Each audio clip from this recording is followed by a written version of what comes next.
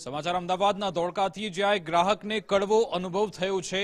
ધોળકામાં એક ગ્રાહક ખમણ લેવા માટે ગયા હતા, જો કે ખમણમાંથી તેમને કાન ખજૂરો મળી આવ્યો। અમદાવાદના ધોળકા વિસ્તારનો આ બનાવ છે, જ્યાં ગ્રાહકે મંગાવેલ ખમણમાંથી કાન ખજૂરો નીકળ્યો હતો। ખમણમાંથી કાન ખજૂરો નીકળતા તેમણે અહીંયા વેપારીને ફરિયાદ કરી હતી। જય શ્રી રામ ખમણ હાઉસમાંથી ખમણ મંગાવવામાં આવ્યું હતું, જ્યાં તેમને કડવો અનુભવ થયો। ગ્રાહકે વિડીયો સોશિયલ મીડિયામાં વાયરલ કર્યો છે। આ અંગે જાણકારી આપશે સંવાદદાતા પ્રવીણ ડાભી ફોનલાઈન પર જોડાઈ ગયા છે। જી પ્રવીણ।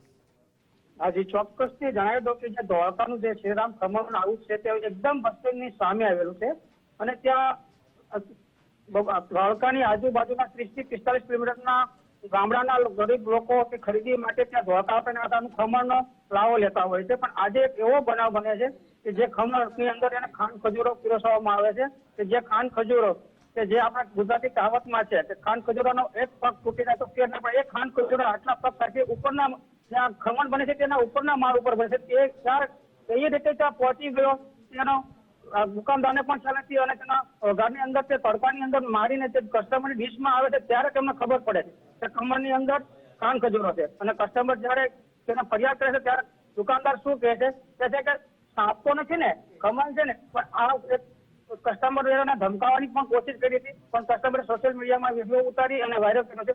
એટલે ત્યાંના આરોગ્ય તંત્રએ સાફ સફાઈ માટેનું કે ખાસની ખમણ હાઉસની તપાસ કરવી જરૂરી છે।